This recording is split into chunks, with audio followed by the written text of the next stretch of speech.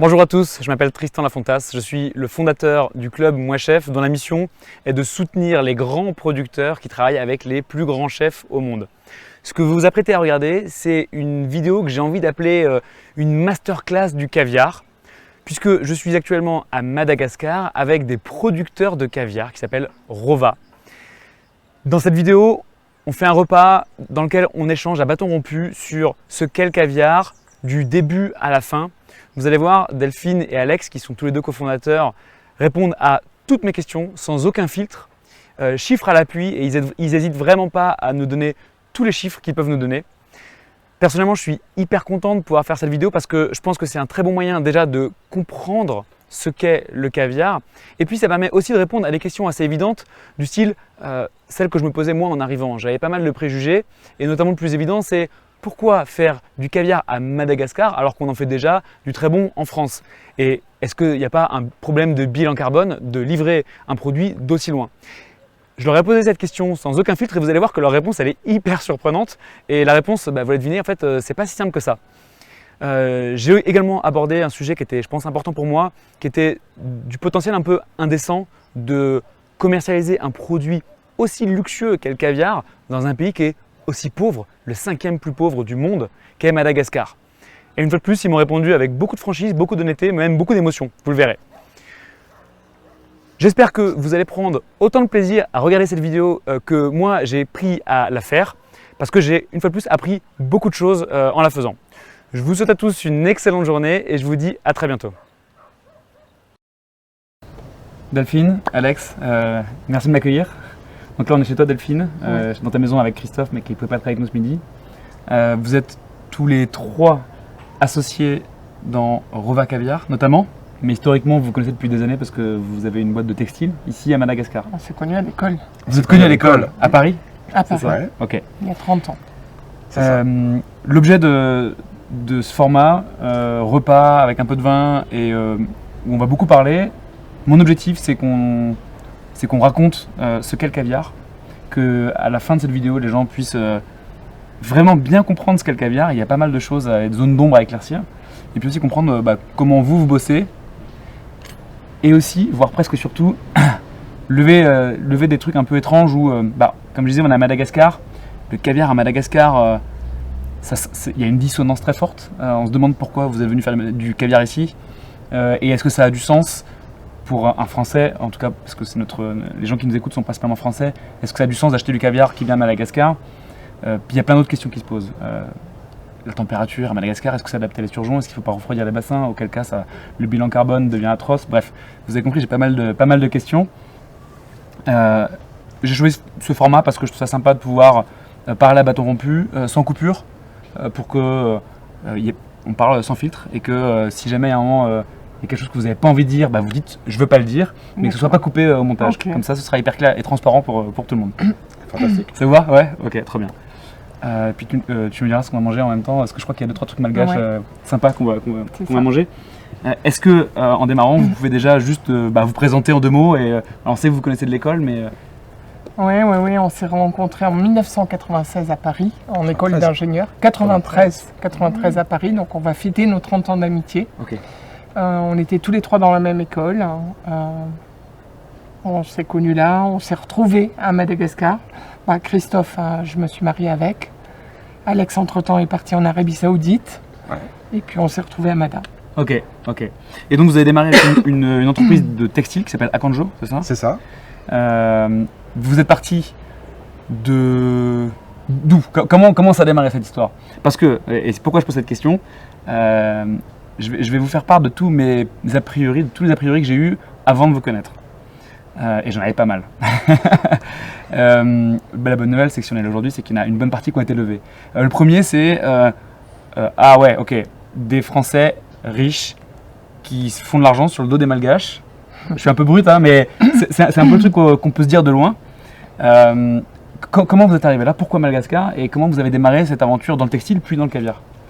Alors, au départ, pour Christophe et pour moi, c'était une envie de soleil. Okay. Une envie d'Afrique, une envie de soleil, avant toute chose. Au départ, on était censé faire le tour du monde. Moi, je voulais passer 1 an dans chaque pays. Okay. Et puis Madagascar, autant pour Christophe que pour moi, ça a été le coup de cœur absolu qui a fait que premier pays et finalement 30 ans plus tard, quasiment 30 ans plus tard, on est toujours là. Ok. Et on aime profondément ce pays. Là, on est dans une maison qui est très stylée quand même. Il y a une belle piscine, une grande baraque. Quand tu es arrivé, ça ressemble à quoi? Comme je t'ai dit tout au long du séjour, en fait, on est arrivé avec Christophe, on n'avait rien. Cette entreprise textile qu'on a créée après avoir passé 1 an et demi dans une entreprise franche textile qui était spécialisée dans le bas de gamme. Donc on a décidé de créer notre propre entreprise en partant avec 40 000 francs français de l'époque. Ce qui fait voilà, divisé par 7, pas grand-chose. On a beaucoup galéré pendant 1 an et demi, 2 ans et demi. Et c'est là que Alex le sauveur est arrivé. Lui, il avait gagné pas mal d'argent, contrairement à nous en Arabie Saoudite, et il nous a prêté de l'argent, notamment pour payer le lait en poudre, je te disais, de notre fille aînée, Beryl. Voilà, c'est comme ça qu'on s'est retrouvés. Ok. La rencontre, enfin les retrouvailles, c'est on a besoin d'argent pour payer le lait à la fin du mois. Pas que. C'est venu au fur et à mesure. Mais on avait déjà une histoire d'amitié avant d'arriver à Madagascar. Ouais, ok. C'est-à-dire qu'on était dans la même école, on était dans la même classe, mais on peut être dans la même classe sans être amis. Nous en plus, on était amis. Ok. Ouais. Je vais passer rapidement sur la partie textile, même si elle est hyper importante dans votre vie, mais c'est pas de ça dont on est là pour parler aujourd'hui. On va parler de caviar principalement, et vous m'arrêtez si je me trompe, tu démarres à faire toi-même de la broderie pour le tout premier client. Très vite, ça prend. De nouvelles commandes, vous recrutez, et puis aujourd'hui on arrive à un truc qui est énorme, c'est plus de 2000 personnes. Vous travaillez pour des très très grandes marques. Qui continuent à vous passer plus de commandes et vous n'avez pas suffisamment de place pour honorer toutes les commandes que vous avez. Donc là, c'est une entreprise qui marche très bien, qui a un impact social très fort ici sur Madagascar. J'ai vraiment pu le constater parce que on a peut-être le temps d'en reparler après, mais notamment avec tout l'argent que vous redonnez sur l'orphelinat et tout ce programme que vous avez de formation des Malgaches pour que progressivement ils montent en compétences et qu'ils deviennent des dirigeants, notamment ceux qui étaient au CODIR ce matin avec vous. Fast forward, caviar. Qu'est-ce qui s'est passé? À quel moment vous vous êtes dit, parce que ça marche quoi, là le textile, il y a plein de nouvelles commandes, vous pourriez continuer là-dedans. C'est quoi cette idée absurde de démarrer du caviar à Madagascar? Alors en 2009, en fait, on s'est retrouvé un peu dans la même situation qu'aujourd'hui, avec un gros succès sur le textile, où les clients voulaient toujours plus, et on s'est posé la question, soit on doublait l'entreprise textile en capacité, soit on partait sur un autre projet. Et comme on aime bien relever des défis et qu'on aime bien faire de nouvelles choses, c'est là qu'un matin, Christophe, qui avait vu un reportage télévisé sur le caviar d'Aquitaine, a soumis l'idée. Et puis voilà, comme on a toujours tout fait ensemble, on dit ok, t'as envie de faire du caviar, nous on aime ça, on y va. Ok, trop bien. Et comment ça a démarré? C'est quoi le début là? C'est quand si tu veux démarrer une production de caviar à Madagascar, comment ça démarre? Il faut trouver de l'eau. Ouais, déjà, il faut trouver de l'eau. Il faut trouver de l'eau. Parce que si on n'a pas d'eau, faire un élevage de poissons, c'est un petit peu compliqué. Donc il fallait trouver de l'eau, de l'eau claire, de l'eau de manière abondante, de l'eau fraîche, ce qui n'est pas évident ici à Madagascar. Donc on a fini par aller sur un lac de la montagne qu'on a trouvé un petit peu par hasard. Bon, ça a été un petit peu long. Ouais, pour trouver le bon lac. Long et fastidieux, oui. Et puis on est arrivé dessus. C'est un lac que finalement, on connaissait assez bien. Mais on n'y a pas pensé. On n'imaginait pas au début que ce lac aurait les ressources.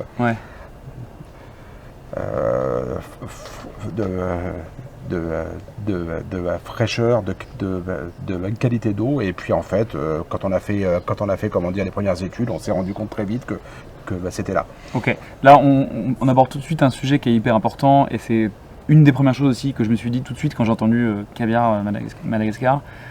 Et on me le dit encore aujourd'hui, c'est ok, donc ils sont obligés de refroidir leur bassin pendant toute la durée de vie des esturgeons, parce qu'on pense climat tropical, donc chaud et esturgeons pas adaptés. C'est pas le cas, c'est ce que Non, tu viens de dire. non. Pourquoi? Parce qu'il fait chaud là. Oui.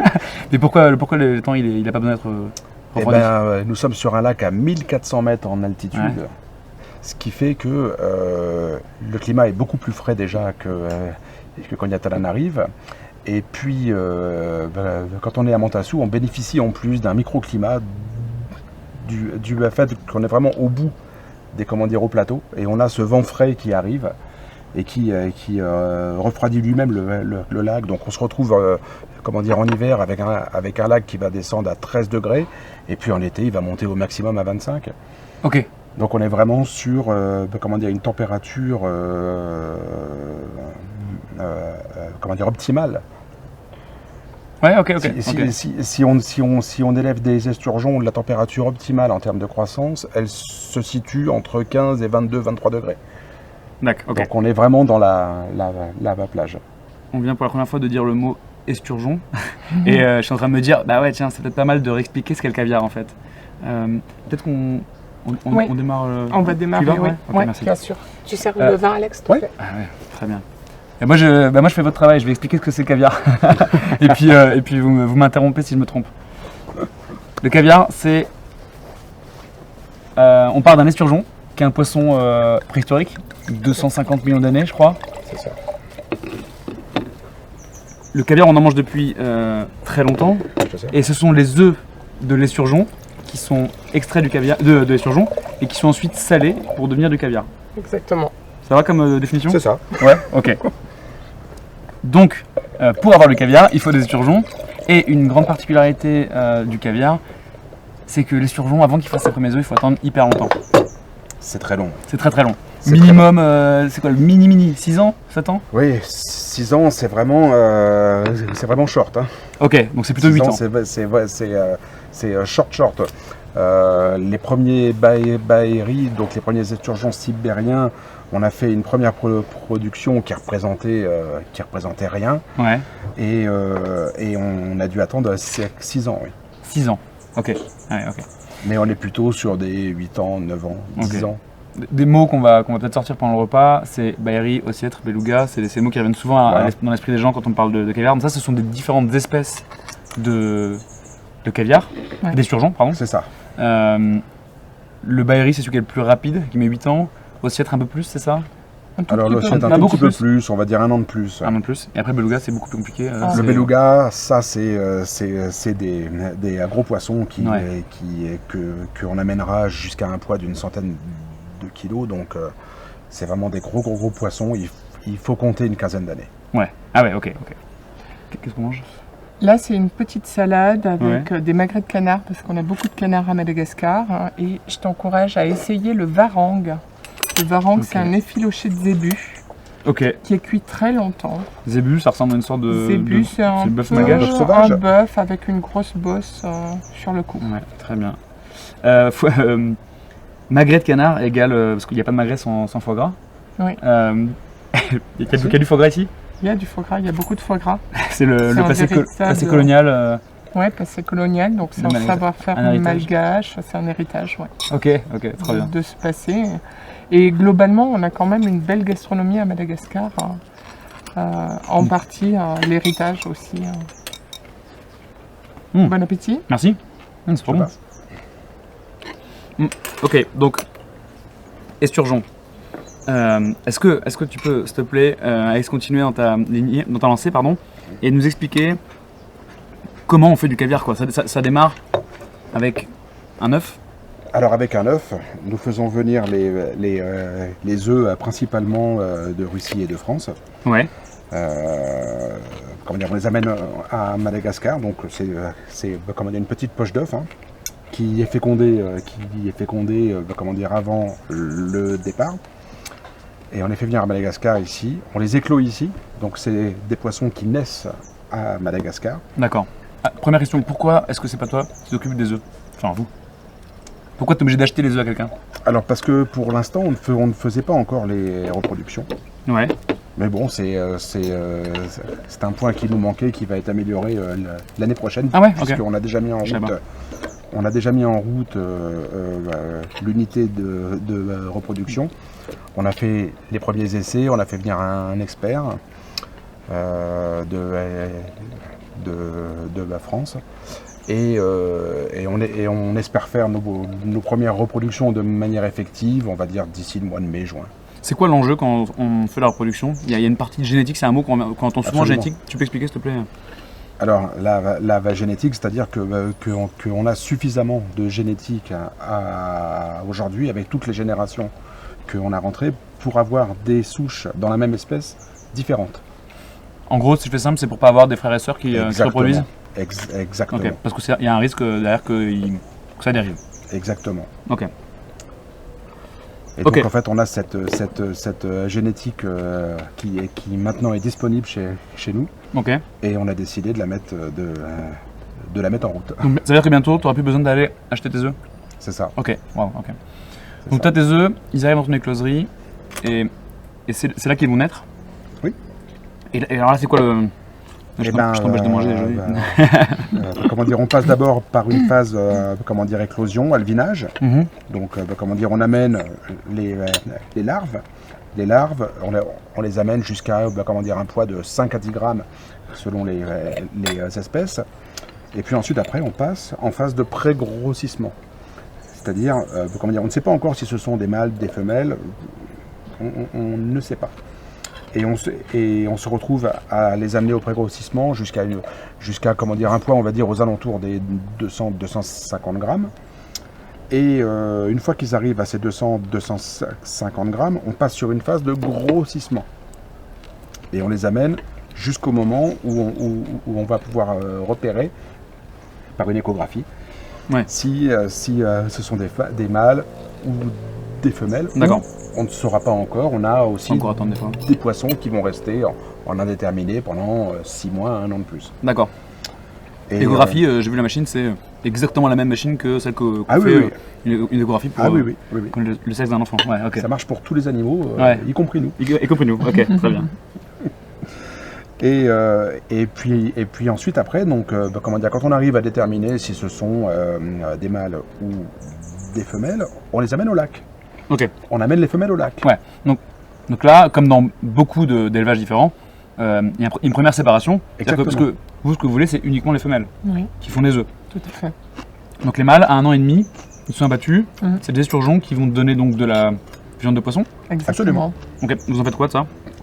Alors ça, on donne beaucoup aux orphelinats. On aide plusieurs orphelinats. On aide également la fondation du Père Pedro à Camassou, où il y a 17 000 enfants et plus de 40-50 000 personnes.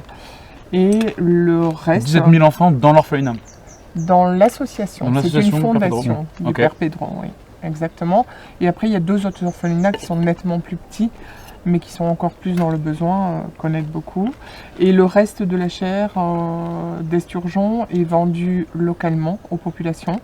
Et on est la protéine animale la moins chère du marché. Donc c'est notre contribution localement. Donc cet élevage contribue pas mal. Ok, donc une partie des esturgeons. Et là d'ailleurs on inclut aussi les esturgeons femelles après qu'elles donnent le caviar. Ouais. Si on parle de tous vos esturgeons, et c'est vrai que c'est une question que j'ai eue de façon assez récurrente, c'est que devient l'esturgeon. Donc il y en a, vous me disiez je crois quand on en parlait l'autre jour, c'est 100 tonnes environ par an d'esturgeons. Ah oui, minimum. Minimum. Ouais. Il y en a une partie, c'est quoi, c'est 40% tu me disais, qui part pour les... oui, à peu près sur les orphelinats. Les orphelinais. Qui est donc donné? Oui, c'est du don. Ok. C'est du don. Ça paraît bête, mais ici à Madagascar, il y a une pauvreté qui est... Bon, faut le dire, on est dans le 5e pays le plus pauvre au monde. Tout à fait. Ce qui crée aussi les contrastes, et c'est pour ça qu'il y a un choc un peu quand on entend caviar Madagascar. Mais on y reviendra. 5e pays le plus pauvre au monde, ça déconne pas quoi. C'est-à-dire que vraiment, il y a des gens qui sont dans une misère absolument totale. Oui. Et on est tout en bas de la pyramide de Maslow là, pour certaines personnes, où la seule question c'est est-ce que je vais survivre et avoir de quoi manger pour survivre. Donc apporter la protéine à ces gens-là, on parle de survie pour certains. Oui, tout à fait. En fait, même les enfants, on s'est rendu compte qu'ils ne mangeaient de la protéine animale qu'une seule fois par an dans ces endroits. Dans ces endroits-là, ouais. Oui. Ouais, quand tu avais visité, tu es revenu bouleversé et tu m'as dit il ne mange de la protéine qu'une fois par an. Donc c'est là où on a systématisé la distribution de chair de poisson à toutes les semaines. Ok. C'est pas possible. À l'époque, il y avait 13 000 ou 14 000 enfants. Maintenant, il y en a quoi 17 000. 17 000. Plus. Ok. C'est un peu triste ce que je vais dire, mais vu la vitesse à laquelle ça augmente, c'est trop bien ce que vous faites. Et merci de le faire. Mais c'est quoi la solution? Parce que on a l'impression que vous avez du mal à rattraper votre nuit de travail aux gens. La seule solution, c'est l'éducation. Et on en parlait à plusieurs reprises. C'est vraiment même dès la maternelle de donner une alimentation suffisamment équilibrée à ces jeunes enfants pour qu'ils aient aussi matière à pouvoir étudier correctement. Et ensuite de la formation et leur donner du travail. Mais effectivement, ça augmente à une vitesse impressionnante. La démographie est impressionnante à Madagascar. La démographie à Madagascar, la population double à peu près tous les 30 ans. Waouh, ah ouais. Ah ouais. Donc, et j'imagine pas trop par de l'immigration. Non, ouais. Zéro. Ouais. Zéro. Je avais même dit, en donnant du travail aux gens ici, c'est bien pour eux parce qu'ils vont pouvoir rester ici. Ils vont pouvoir rester avec leur famille. Avec leur famille, okay. Ils vont pas chercher à s'enfuir. Ok. Bon, on pourrait parler des heures de ce sujet, mais c'est... Oui. Si on reprend le parcours, donc séparation mâle-femelle, parce qu'on veut garder que les femelles. Les mâles partent à 40% donc donnés à l'orphelinat, enfin à l'association de Père Pedro, et 60% sont revendus sur le marché malgache, local. Mais à un prix qui pourrait être vendu beaucoup plus cher, mais vous faites le choix de le vendre de telle sorte que ce soit la protéine animale la moins chère de Madagascar. Oui. Donc c'est quand même pas anecdotique, ça vaut le coup de le souligner. Et après, que deviennent ces femelles qui ont, à ce stade, elles ont quoi? Elles ont 1 an et demi, c'est ça? Oui, 1 an et demi, 2 ans, jusque 3 ans pour les côtés beluga qu'on va traiter un petit peu plus tard, parce que ces poissons plus gros, ils se développent beaucoup moins vite. Ok, d'accord. Et donc là, ils sont où à ce moment-là? Au début, ils sont dans une écloserie qui est fermée, donc c'est un bâtiment, fermé. Fermé complètement, puisque ce qui est très important pour le développement du poisson, c'est qu'au début de sa vie, il doit être dans le noir, dans l'obscurité. D'accord. Donc, comment dire, on les laisse dans le noir total pendant à peu près 1 mois. Et ensuite, après, tous les jours, on ouvre un petit peu plus longtemps le rideau. 15 minutes, 20 minutes, 1 heure, 2 heures, pour les habituer à un moment donné à... Quand ils arrivent au moment du déménagement, en fait, où on va les envoyer sur le bassin de pré-grossissement, il faut que là, ils soient déjà, comment dire, habitués au jour-nuit. D'accord, ok. D'accord, donc ils sont quasiment au même niveau de... Exactement. Ouais, ok. Et donc là, tu les amener au bassin de... Enfin, c'est quoi l'étape après? Donc là, tu les transportes d'un bassin à l'autre. Comment est-ce qu'on fait le transport de manière simple, dans un tuyau. Ah, dans un tuyau. Ah oui, d'accord. C'est un grand tuyau qui fait 100 mm de diamètre. Et comment dire, on envoie les larves dedans, dans l'eau, et ils arrivent immédiatement et directement, comment dire, au bassin pré-grossissement. Et on en envoie des milliers. Je viens de me rappeler ce que j'ai vu maintenant. J'avais sauté une étape dans ma tête. Donc il y a d'abord l'écloserie qui est un bâtiment fermé. Oui. Ensuite il y a des bassins qui sont en plein air, que tu appelles les bassins de pré-grossissement. Voilà. Qui sont donc juste à côté. Et là ils passent de l'un à l'autre par un toboggan, en gros. Là ils vont rester combien de temps dans ces bassins de pré-grossissement? Ils vont rester pendant 6 mois. 6 mois? 6 mois. 5 mois, 6 mois, 7 mois. Selon les espèces. Les plus longs étant bien sûr les belugas qui eux vont y rester pendant 1 an. Ok. Et après? Parce que depuis tout à l'heure on parlait d'un étang. On n'y est pas encore. C'est pour le laisser finir de manger, tu prends le relais. Oui, ensuite, les poissons qui sortent du pré-grossissement vont être répartis. Ils font à peu près 250 grammes. 250 grammes, ils seront répartis soit sur le site terre, soit sur le site lac. Alors sur le site terre, on garde les espèces qui sont soit les plus grosses et les plus difficiles à manipuler. C'est le cas du beluga qui va faire 50-100 kg assez rapidement. Ouais, ok. soit les espèces qui sont nouvelles pour nous et qui sont en observation. Ça a été le cas pour l'Ossiette persicus, le nudiventris. Mais maintenant, on a appris à les connaître, donc ils sont passés sur le lac. Et actuellement, on garde également les sévrougas, parce que le sévrouga a un nez très pointu, puis c'est une des dernières espèces qu'on est rentré également. Oui, on est rentré en 2019. 2019, donc voilà. Mais la plupart, alors... C'est quoi le pourcentage d'esturgeon qui va dans les temps? Je pense que c'est 1/6 à terre. Ok. Non, Alex? Oui, c'est ça. 5/6 des esturgeons sur le lac. vont sur le lac. Et 1/6 à terre. Ok. Je ne sais pas comment ça fait en pourcentage. Dans les 15% à terre. Ok. Et donc là, ce lac, ce qu'il faut imaginer, c'est qu'ils ne sont pas libres d'aller où ils veulent quand même, parce que sinon, ce serait compliqué à gérer. Donc ils sont dans des espèces de, comment dire, de bassins. Des grands bassins. Des grands bassins qui sont eux-mêmes dans le lac. Donc ça fait c'est des grands ronds qu'on peut voir. Des anneaux. Des anneaux avec des filets qui les empêchent de sortir et qui permettent à l'eau, par contre, de passer. Et donc pour eux, c'est comme s'ils étaient dans les temps, c'est juste que... Oui, ce sont des immenses structures de 25 mètres de diamètre. Alors il faut savoir que l'esturgeon, c'est un poisson qui vit au fond. Donc en fait, on ne peut pas calculer la densité sur un volume. Plutôt sur une surface. D'accord. C'est au mètre carré. C'est au mètre carré, on ne parle pas de mètre cube. Non, pas de mètre cube, ça fausserait les chiffres. Alors c'est quoi les métriques, les vôtres et celles qui font moins rêver?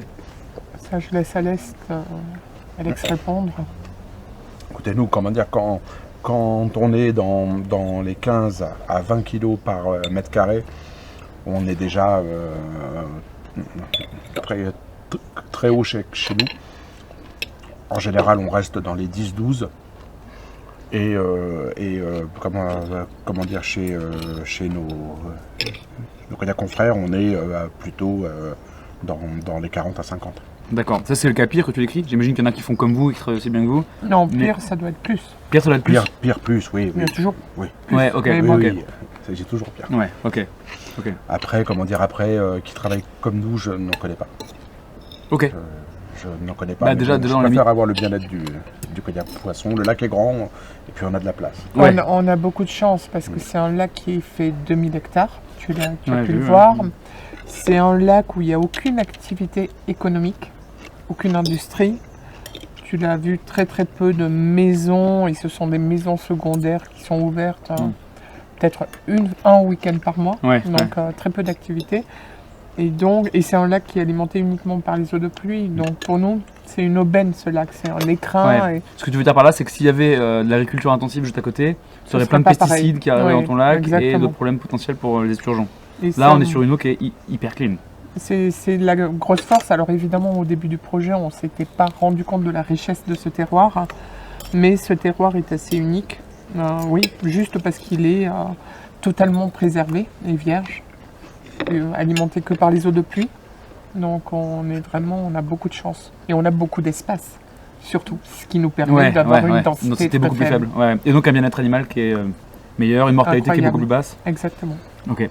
Quasiment nul, oui. Quasiment nul, ouais. Tu me parlais, c'est quoi le chiffre que tu me donnais par an? Quand j'ai 30 poissons qui meurent dans une année, c'est déjà énorme. Ah, ok. Sur tout ce que vous avez, c'est vraiment très peu. Sur un peu plus de 100 000. Hein. Ouais, ok. Pause vin, on boit quoi là? C'est très bon ça? C'est un petit Bordeaux, un entre-deux-mers. Entre-deux-mers, Bordeaux. Un entre-deux-mers. Super. De 2020. Château Le Guet, entre-deux-mers. Ok. Ça pose la question, pourquoi pas un vin malgache? Alors les vins malgaches, ils existent, mais bon, malheureusement, ils sont pas extraordinaires. Ouais, ils sont pas extraordinaires. Il n'y a pas encore un vin qui vous a bluffé Je pense qu'on pourrait, parce que le terroir, il devrait pouvoir, mais je pense que les pieds de vigne sont assez anciens. Ils n'ont peut-être pas été entretenus correctement. Peut-être un futur projet quand vous vous ennuierez. Quand on s'ennuiera. Ça va être un peu long. Oui, parce que c'est loin. C'est une évidence, mais je le dis quand même. Donc le caviar, clairement, il n'y en avait pas du tout à Madagascar avant que vous en faisiez. D'ailleurs, dans l'hémisphère sud, si j'ai bien retenu, il n'y en a que 2 producteurs. L'autre, il est en Uruguay. Donc tous les autres sont dans l'hémisphère nord. C'est ça. Okay. 700 élevages, tous sont en hémisphère nord, on est 2 en hémisphère sud. Ok. Ce qui amène une question très importante quand même, c'est le bilan carbone de votre caviar. mais je garde la question pour tout à l'heure.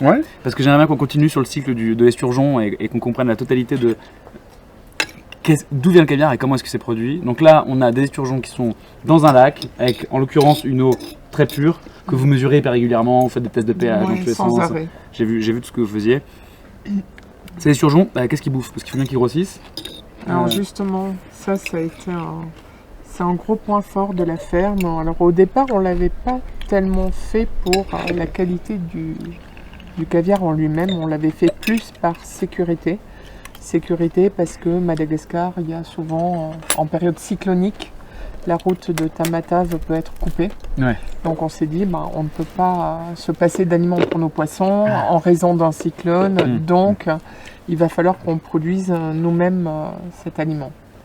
Et il s'est avéré que en fait, c'est un énorme point fort pour la pisciculture.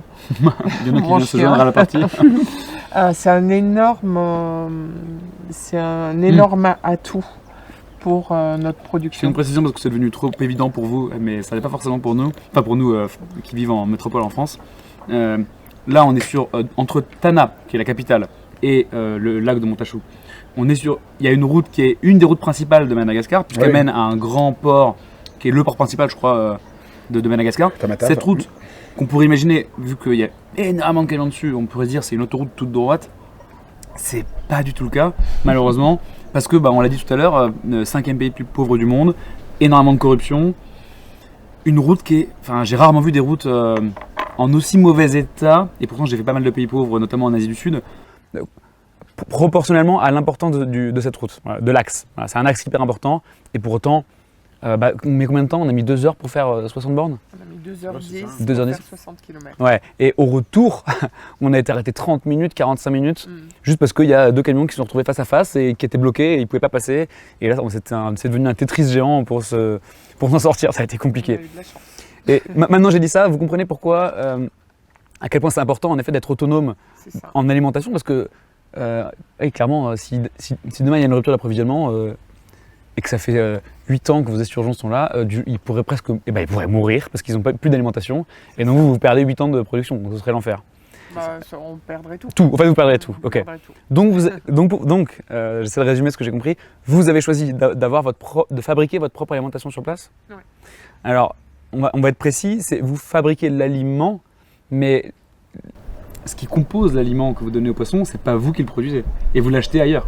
Non, je vais laisser Alex répondre, parce que c'est lui qui a énormément planché sur les recettes, et puis moi, je vais vous servir. Tu veux quoi? Est-ce que tu as envie de goûter le caviar ou tu préfères le poisson? Le poisson d'abord et on goûtera le caviar après. D'abord, ok. Parce qu'on n'est pas encore arrivé au stade du caviar dans l'histoire, donc... Ok, très bien. Allez, je vous sers le poisson. Très bien, merci. Les aliments, les composantes de l'aliment en fait viennent en grande majorité de Madagascar. Ok. Parce que dans un monde parfait, je t'interromps, désolé, mais quand on cherche tout le temps quelles sont les cases à cocher pour les producteurs qu'on met en avant. Dans un monde absolument parfait, tu me dirais, c'est nos aliments et ils viennent de juste à côté. C'est pas encore le cas, c'est parce que je pense qu'il y a plein de complexité qui fait que c'est pas possible aujourd'hui. Bien sûr. Mais c'est important d'être hyper transparent et d'expliquer aux gens. Bien sûr. D'où ils viennent, donc une bonne partie vient de Madagascar. C'est quoi les aliments qui servent à faire en gros, ce que toi tu produis, c'est une croquette en gros. C'est ça. Qu'est-ce qu'il y a dans cette croquette et ça vient d'où? Alors principalement il y a de la farine de poisson, qui n'est pas de l'esturgeon évidemment. Ok. Attends, maintenant je dis ok, mais pourquoi tu précises ça? Parce que le poisson n'est pas cannibale. Ouais, ok, donc c'est pour ça qu'il faut ça, ça n'a aucun sens de... Et puis les esturgeons sont des poissons omnivores. C'est-à-dire qu'ils mangent un petit peu de tout, comme nous. Ouais. Principalement donc des farines de poisson qu'on récupère principalement à Madagascar. Après on... C'est quoi comme poisson? Alors, parce que tout de suite question, alerte, est-ce que pour faire votre caviar vous piquez des poissons malgaches? Non. Non. Pourtant c'est des poissons malgaches que tu pêches? Alors ce ne sont pas des poissons, des poissons entiers. On récupère de la farine de poisson. D'accord. Donc qui est en fait broyée dans les restes de poisson. D'accord. Donc les malgaches vont pouvoir manger la chair de ces poissons. Exactement. Et le reste qui est pas comestible, il est broyé et ça devient de la farine. Il est broyé, transformé en farine. Ok. Et on se retrouve après avec un autre aliment qui rentre qui rentre de manière très importante dans la fabrication de l'aliment, qui est le soja. Si j'additionne les farines de poisson et les sojas, on est à 75% de notre aliment. Ok, d'accord. Et le reste, c'est des compléments? Le reste après, un petit peu de gluten de blé, comment dire, principalement du riz, du son de riz. Ok. Donc qui est produit localement aussi. Le gluten de blé non, parce que on n'a pas de blé à Madagascar. Ah oui. Et puis avec ça, voilà, on a fait à peu près le tour des huiles de cognac poisson qu'on récupère en Afrique du Sud. Donc pas très loin de chez nous. Ok, trop bien. Merci pour cette transparence. C'est génial, c'est hyper important pour moi. Donc une fois de plus, je veux dire, dans un monde parfait, vous pourriez avoir tout sur place, mais bon, il y a aussi des contraintes. Et notamment la contrainte number one, c'est, si j'ai bien compris, vous m'arrêtez, hein, mais c'est, il faut que le poisson mange bien, qu'il soit en bonne santé, pour être heureux toute sa vie, et puis pour faire un bon caviar. Exactement. Donc vous faites au max, mais quand qu'est-ce que tu peux encore améliorer là? Redynamiser en fait toute une filière soja qui avait du mal à tenir à Madagascar, et on l'a amplifié. Okay. Nous on achète à peu près 150 tonnes, 150-160 tonnes de soja par an. Ah, génial. Et on l'achète localement. C'est produit. C'est juste le soja qui n'était pas produit avant que vous en ayez besoin? Exactement. Ah, ok, c'est bien ça. Et maintenant, il est produit à peu près à 200 km de la ferme. Et on a 200 km, donc 8 heures de route, c'est ça? C'est ça. Et on a comme projet de mettre en route une nouvelle filière à proximité de la ferme, et on espère pouvoir produire peut-être 25 à 30% de notre soja dans les années qui vont venir. C'est-à-dire c'est un objectif 2025-2026. Relancer une filière, c'est un petit peu long. Ouais, bien sûr, j'imagine. Ok, c'est trop bien ça, je ne savais pas, c'est trop bien. Et précision pour ceux qui nous écoutent, si je vous laisse raconter tout ça et l'expliquer, c'est parce que j'ai eu la chance de pouvoir visiter votre espace de production, et donc je sais comment vous bossez. J'ai vu tout ça, hein. Les fameuses croquettes pour les poissons, j'ai vu toute la chaîne de production. Et ce qui est trop bien, c'est que Christophe, qui est avec Wikipédia, nous montrer chacun des sacs, la provenance, la traçabilité. On est sur, il y a vraiment dans votre démarche, il y a une transparence qui est absolument exceptionnelle et que j'admire. Et c'est aussi pour ça que j'ai voulu vous donner cette possibilité de la communiquer auprès des gens qui nous écoutent sur cette vidéo. Voilà. Qu'est-ce qu'on mange, parce que j'arrive plus à finir ma phrase, donc je change de sujet. C'est du cabot. C'est du cabot. Tu écris ça comment, cabot? C-A-B-O-T. Ok. Et ensuite, c'est du riz coco, coco de Nosy-Be, et du riz en provenance de Nosy-Be. Trop bien. Voilà. Comment on fait un riz coco? Alors, tu demandes à moi? Ouais. C'est pas sympa ce que je te fais. Non, je le sais. Mais je le fais très mal.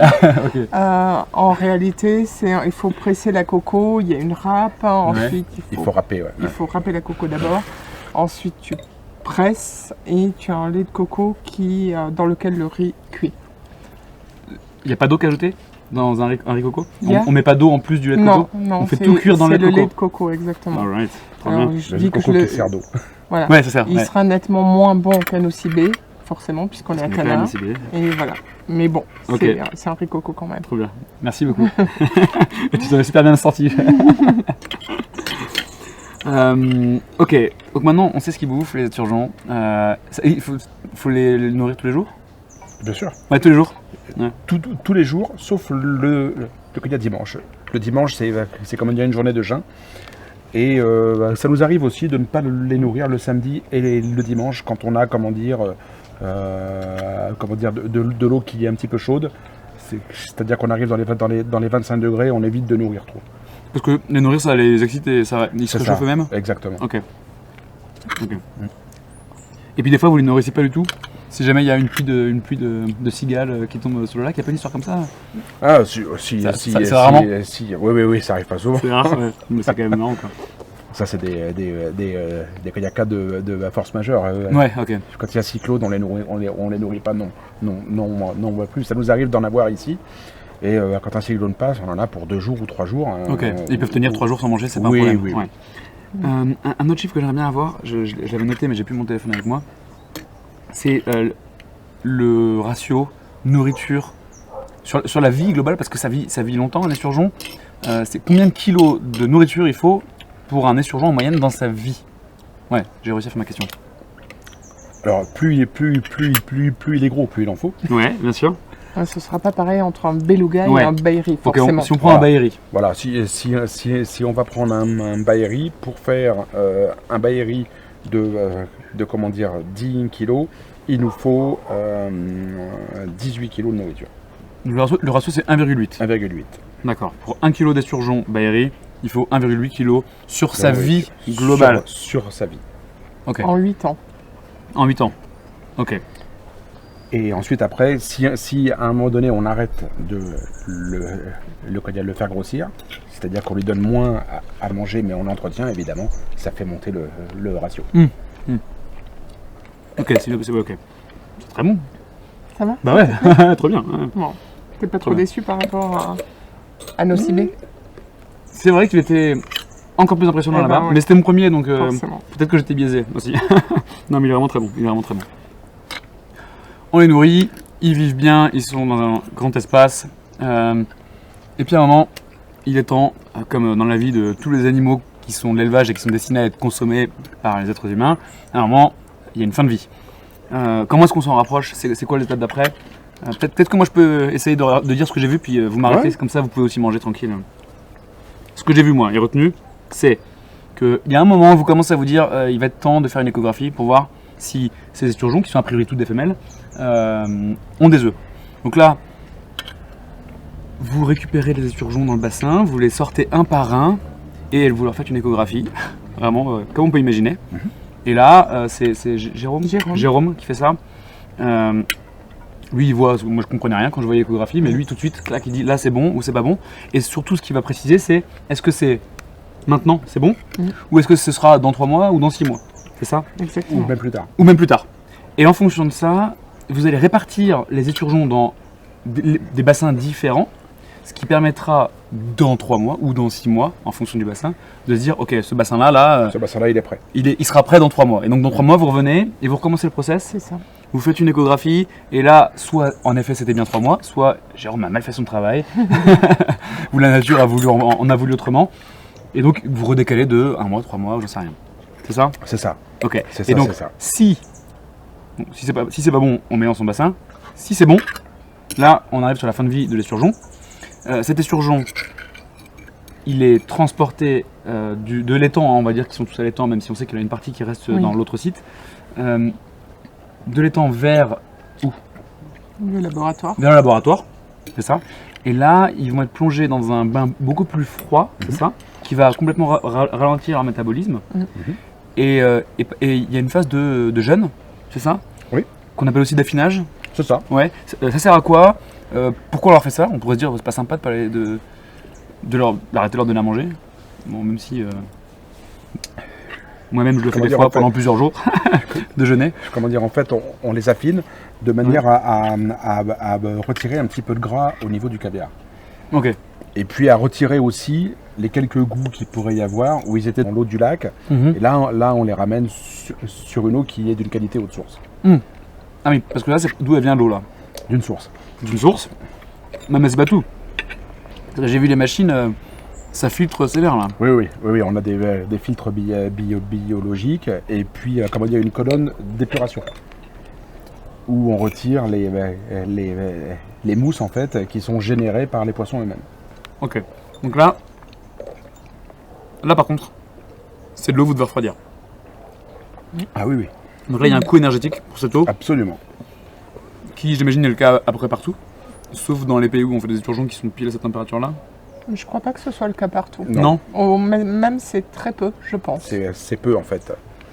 Il y a énormément de fermes qui ne passent pas par cette phase qui malheureusement est nécessaire si on veut arriver sur un produit, sur un produit qualitativement supérieur. Si je voulais aller plus vite et éventuellement augmenter ma rentabilité, je passerais directement de échographie, bam, production de caviar. Oui, tout à fait. Ok. Et vous, parce que c'est vrai que c'est du stockage et il y a un coup. Bah tiens, on parle d'eau froide quand même. Vous devez refroidir de l'eau. On est dans un pays où franchement c'est la folie quoi. L'électricité, ça coupe tout le temps. Je le redis, 5e pays plus pauvre du monde, donc tout est compliqué ici. Et l'infrastructure du réseau électrique, elle est pas très bonne. C'est peu de le dire. Comment vous faites-vous déjà pour pas avoir de problème? Parce que s'il n'y a plus de courant, j'ai la réponse, hein, mais je la pose parce que c'est important. On en parlait juste avant le repas là. Ouais. Solarisation. Panneaux solaires. Solarisation. Alors ça, je savais déjà qu'il y en avait quelques-uns, mais pas tant que ça. Enfin, pas suffisamment pour. On avait 138 kW en installation, ouais. et on va rajouter 120 kW, 121. Donc on va se retrouver à 259 kW, presque 260 avec les virgules. Ok, c'est ce qui vient d'être décidé ce matin, ça, oui. dans votre réunion. Donc c'est pour ça que c'est une activité nouvelle dont on parlait tout à l'heure. Donc là, solaire égale soleil, donc c'est que le jour. Donc pendant la journée, tu couvres combien de tes besoins en énergie? 100% plus. Plus de 100%. Ok. En France, quand tu as des panneaux solaires, tu peux revendre l'électricité. Là, c'est pareil, c'est le même fonctionnement. Ouais. Pareil. Et comment dire, en fait, ce qui ne sera pas auto-consommé, parce que ici la législation est un petit peu différente de celle en France. Ici, on autoconsomme. Et on a le droit de revendre ce qu'on a en surplus. Ah d'accord. Alors en France, il faut savoir que Madagascar est déficient en énergie. En particulier dans les heures de pointe. Dans les heures de pointe, on a une politique interne où on ne fait pas marcher tous les appareils qui ne sont pas nécessaires. Essentiels, ok. Qui ne sont pas vitales. Ok. Et la nuit, donc pour l'instant tu passes sur le réseau, l'équivalent d'EDF ici, qui s'appelle, vous appelez quoi? Ça s'appelle la Jirama. Jirama, c'est l'EDF Malgache, ok.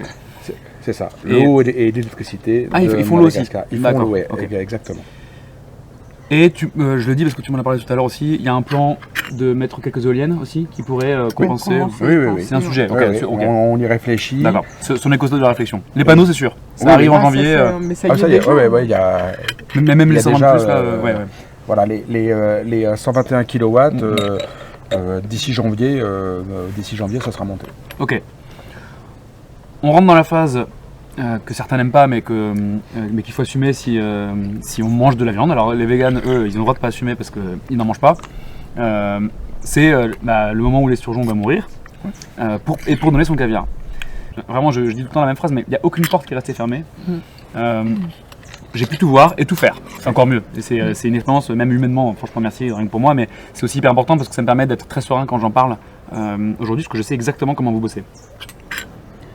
L'esturgeon est refroidi, il est resté dans cette eau pendant quelques jours, ce qui va l'affiner, donc lui donner encore un meilleur goût. Si jamais il y avait un petit goût de, je sais pas quoi, de vase ou d'algue éventuellement. Il n'y a pas trop de vase, mais il peut y avoir. On sait jamais. On sait jamais. Dans le doute. Ensuite, il est abattu. Alors ici, l'abattage, il est assommé, l'esturgeon. Voilà. Pourquoi est-ce qu'il n'y a pas, on pense à d'autres techniques qui semblent moins barbares que assommer. Pourquoi c'est pas le cas? Est-ce que ça, je sais pas, où est-ce que vous en êtes là-dessus? C'est quoi votre positionnement sur l'abattage de l'esturgeon? Mais on y réfléchit, comment dire, on est en train de voir la faisabilité de mettre, une électrification. Ok. Ce qui serait mieux? On a déjà essayé beaucoup de choses. On a déjà essayé beaucoup de choses, mais voilà, il va falloir qu'on fasse des essais parce qu'on ne peut pas non plus mettre en péril la vie des gens qui sont à l'abattage. Parce que le risque ce serait qu'ils s'électrocutent eux-mêmes. On ne sait jamais, oui. Ok, ouais. Ce serait dommage. Okay. Donc, je comprends. C'est à l'étude. Si on a moyen d'y aller, on ira. Ok.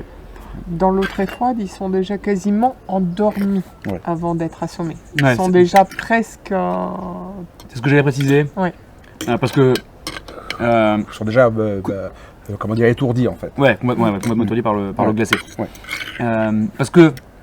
Peut-être que comme moi, vous avez déjà vu des images de L214, pas forcément sur les l'esturgeon, mais sur d'autres animaux où c'est hardcore. Et donc le coup de massue, on pense la version la plus hardcore. pour l'avoir vu de mes propres yeux. Et c'était la première fois que quelqu'un te demandait de voir ça. J'ai beaucoup insisté et je te remercie d'avoir accepté. Parce que je voulais voir tout le process, une fois de plus. Et votre transparence me permet aussi de vous donner d'être ce porte-voix pour vous. Vraiment, ça semble pas être la version la plus barbare, clairement. En effet, l'esturgeon, il est complètement endormi, il bouge quasiment plus. Et puis, dès le premier coup de massue, c'est fini, il bouge plus. Il y en a un ou deux de sécurité derrière, mais vraiment, c'est très clair. C'est une seule personne, c'est la même depuis le tout début, qui fait ça. Donc, il maîtrise très bien le geste et ça reste, on est quand même en train de tuer un animal, mais néanmoins, c'est une des façons qui semble être la moins barbare, si je peux utiliser cette expression. Voilà, ça y est, c'est derrière nous, on l'a passé, mais il fallait qu'on y passe. Il fallait qu'on y passe. Une fois que l'esturgeon est mort, là, c'est là qu'on va récupérer le caviar. Donc, je me refais le film dans ma tête de ce que j'ai pu voir et vivre. Alors, il faut nous imaginer dans un endroit, un laboratoire qui est tout blanc. Le mur, le sol, tout est blanc. On a dû mettre des bottes, des combinaisons, des gants, Charlotte. Vu que nous, on est rentré ce jour-là, tout le caviar qu'on a produit ne sera pas commercialisé. C'était un coup pour vous et donc merci. Mais parce que par respect des normes de sécurité et d'hygiène, même si j'étais propre franchement, j'avais pris une douche le matin. mais dans le doute, vous avez fait ce choix et que je trouve que j'admire. Donc on est dans cette combinaison comme tout le monde sur place. Et donc là on va tout simplement ouvrir l'esturgeon, récupérer les œufs de caviar. Ouais. Donc il y a 2 grandes poches de caviar sur laquelle, peut-être qu'on mettra des images sur la vidéo, mais sur laquelle il va y avoir éventuellement un petit peu de gras. Cette nuit, pendant mon insomnie, j'ai regardé pas mal de vidéos sur le caviar et j'ai compris ce que tu as voulu me dire. D'accord. J'ai vu des vidéos de préparation du caviar où il y a une quantité de gras autour qui est impressionnante par rapport à ce qu'il y avait sur vos esturgeons quand on l'a fait.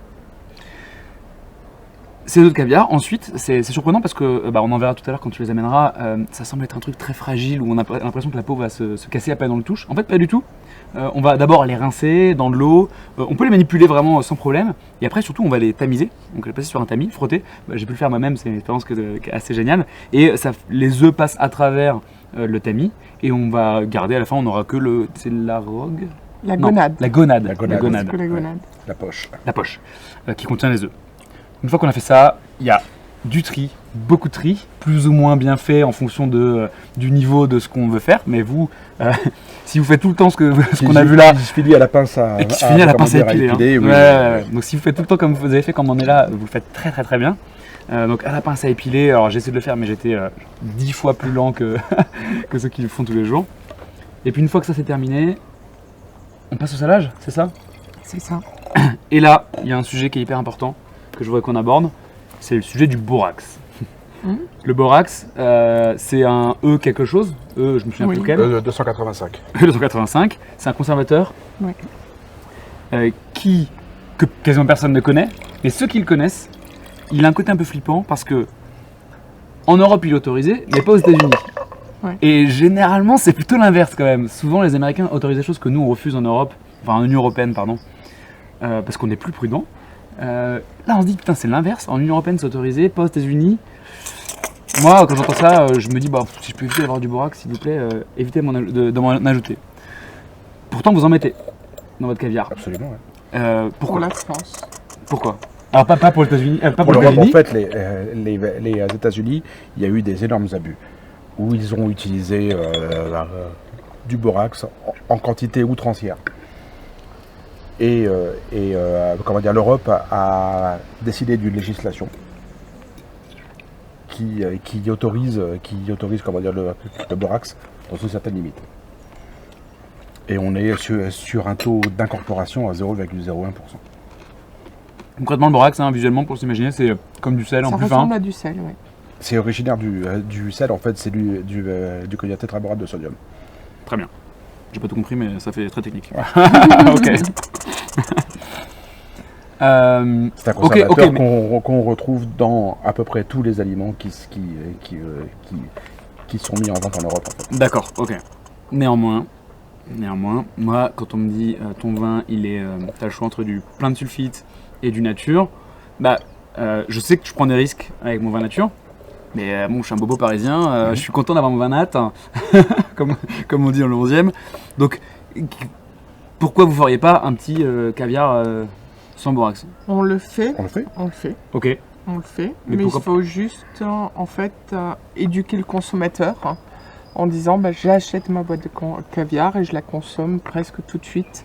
C'est un caviar qu'on ne gardera pas très longtemps parce que sur le long terme, il peut développer une petite amertume. En tout cas, il se conservera moins longtemps. Ok, d'accord. Donc c'est possible de commander du caviar Rova sans borax, c'est ça? Alex? Ouais. Ah, c'est pas évident comme réponse. On en distribue, comment dire, au Palais de Biarritz. Le Palais de Biarritz. Demande du Purcell. Le C'est chef ça, hein? Aurélien Du Largeau, Purcell. en fait, a été hyper séduit par cette idée de Purcell. Ok. Mais voilà, lui, en fait, il consomme tout de suite ce qu'il commande. Ouais. Il ne le stocke pas dans son frigo. Ouais. Il Parce que toi, commande toi, toutes les semaines. Toi, et, tu flippes. Moi, je flippe parce que j'ai peur que les gens, comme c'est un mets qui est précieux, ils le conservent dans le frigo pour une très grande occasion et qu'ils le gardent 1 mois, 2 mois, 3 mois. Et je sais qu'au bout de 3 mois, il ne sera pas bon notre caviar. Alors que s'il le consomme tout de suite très frais, il sera excellent. Ok. Ok. Donc par défaut, par sécurité, vous en mettez. Déjà parce que vous en mettez très peu. Alors j'ai pu voir, et j'ai même une photo du fichier Excel avec le taux. Ah oui, oui. Ouais. Ouais, j'étais en labo. Qui est calculé Qui est calculé automatiquement. Oui, oui. Est-ce que vous pouvez me le dire? Je pourrais vérifier, mais je me souviens plus. C'est quoi le pourcentage de borax qu'il y a? 0,01%. 0,01% par quoi? Ça dépend, 100 grammes ou... Attends, mais c'est pas ça que j'ai en tête dans le au chiffre que j'ai poids. vu sur le fichier. C'était un peu plus que ça. C'est des grammes peut-être. C'était des grammes. C'est en grammes, C'était en peut-être. grammes. Forcément, peut-être, mais oui, c'était oui. par rapport au poids de la gonade, C'est pas ça. du caviar. C'est ça. C'est ça. On Ouais, avait ok, ok. 1,5 kg de caviar égale Donc- 0,01% de 1,5 kg égale... D'accord. Ouais, ok. Ça se calcule De toute façon, je pourrais automatiquement. vérifier, j'ai les chiffres. Ok, je comprends. Ça rejoint, je fais une parenthèse, mais qui est, au final, vous allez comprendre pourquoi. Pierre-Antoine, le responsable de la cave de la Cité du Vin, qui nous a fait une dégustation des meilleurs vins du monde, hors France, très récemment, qui disait, quelqu'un d'extrêmement ouvert surtout, et qui disait, le vin nature, lui son positionnement c'est le vin nature, arrêtez de faire du vin nature, mettez juste une micro-goutte pour stabiliser, ou même, pourquoi pas encore mieux, ah merde, je vais pas retrouver, c'est une pierre volcanique qui contient les sulfites, si on veut être dans le naturel jusqu'au bout, pour stabiliser les vins. En gros, on le sait, il y a eu des dérivés énormes dans le vin avec, je suis désolé, mais je crois que c'est les vins alsaciens qui ont une telle répute historiquement, il y a plusieurs D'accord. décennies, de blinder leur vin de sulfite, ça faisait mal au crâne. C'est plus tout le cas aujourd'hui. J'étais en Alsace chez les membres du Club Moi Chef récemment qui m'ont fait goûter des vins absolument incroyables. Et là, il y a un mouvement de balancier qui, comme d'habitude, vient un peu dans un extrême en disant stop, on arrête complètement C'est ça. le sulfite. Ce qui est génial parce que ça permet de se reposer plein de questions qu'on ne se posait plus. Et au final, est-ce que la réponse, elle n'est pas juste à la frontière entre les deux? Peut-être. Peut-être, pourquoi pas. Elle est là, elle est là. Ce qui est sûr, c'est qu'un. Enfin, je suis pas expert en vin, clairement, faut pas trop j'en parle, mais j'ai le sentiment qu'un vin zéro sulfite, il aura du mal à vieillir 15-20 ans. C'est très risqué en tout cas, mais je suis sûr qu'il y en a qui pourront m'expliquer que je me trompe et je serais très content d'entendre. C'est le même problème pour le caviar. Exactement. Parce qu'on peut affiner un caviar. On peut Oui, décider oui, peut décider de le garder bien si on est sûr. sûr qu'il va être préservé, s'il y a du borax. Ouais. Dans des proportions très limitées. On peut décider de le garder un peu? Bien sûr. Ça se garde Plusieurs même mois, très oui. longtemps. Il y en a qui le gardent jusqu'à 12 mois. Oui, oui. Ok. Ou peut-être même plus. 12 mois dans Même son frigo. plus, oui. Alors ça, c'est souvent dans les boîtes originales. Les boîtes d'un kilo Le là. 12 Ouais, mois. c'est plus. ça. La magnifique boîte, ouais. Les grosses boîtes, ouais. Ouais. Les petites boîtes, non, je pense pas que les DLC, les dates limites de consommation sont plutôt de quoi 6, 8 6 mois mois. 6 mois. 6 oui. mois, Ouais. c'est déjà bien en fait. Ce qui se passe en fait, d'un point de vue microbiologique, on pourrait les conserver plus. Mais on aurait un aspect du caviar qui ne serait plus joli. Ok. Ça pose pas de problème au niveau consommation. Mais on serait sur un produit un petit peu dégradé. Et là, je parlerai plus de DLC, mais de DLUO, ok. de date limite d'utilisation optimale. Je me souviens jamais de ce que ça veut dire, DLUO. Merci de me l'avoir Ouais. répété.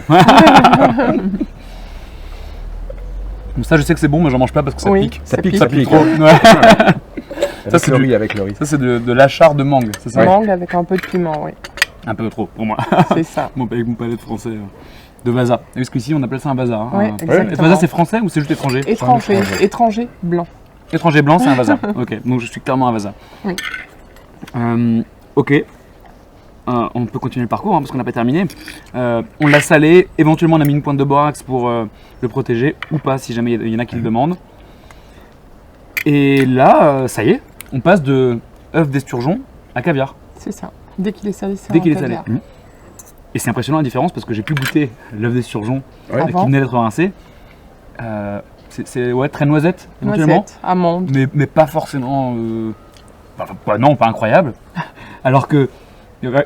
Incroyable expérience, quand même, de pouvoir vivre ça. Mais bon, à partir du moment où on rajoute le sel d'un coup. Le sel, c'est un exhausteur de goût. C'est un exhausteur de goût. On était avec deux très grands chefs, Samuel et Jérémy qui étaient avec nous, qui ont pu eux-mêmes constater le changement total quoi, de goût. C'est assez impressionnant. L'explosion des goûts. Ah ouais. C'est fait comme de manière immédiate. Ouais, c'est instantané. En 5 minutes. Ça veut dire qu'on pourrait le vendre comme ça minutes, on pourrait le vendre dès qu'il est là, on pourrait dire tout de suite. Il n'y a pas besoin de faire autre chose comme étape. D'attendre, de. C'est presque le but en fait. Le but le vendre le plus frais possible. Rouba Caviar, c'est de l'avoir le plus frais possible. Ok. Donc vous choisissez de le vendre le plus frais possible et pas forcément faire de l'affinage comme certains peuvent choisir de le faire. Ok, et là, alors on va parler de la livraison. Et vous me voyez venir sur la livraison. J'ai une question que j'ai gardée depuis le début, qui vous pend au nez. Mais avant ça, là on a quoi là ça ressemble. Ah bah tiens, c'est peut-être le moment de l'amener. Tu vas? Ouais, allez. Alors j'avais promis qu'on ferait pas de coupure dans cette vidéo pour rien cacher. Mais moi il faut que j'aille aux toilettes. Donc on va quand même faire une coupure. Aux toilettes. Et puis on revient avec du caviar. D'accord, je débarrasse la table pendant ce temps. Très bien.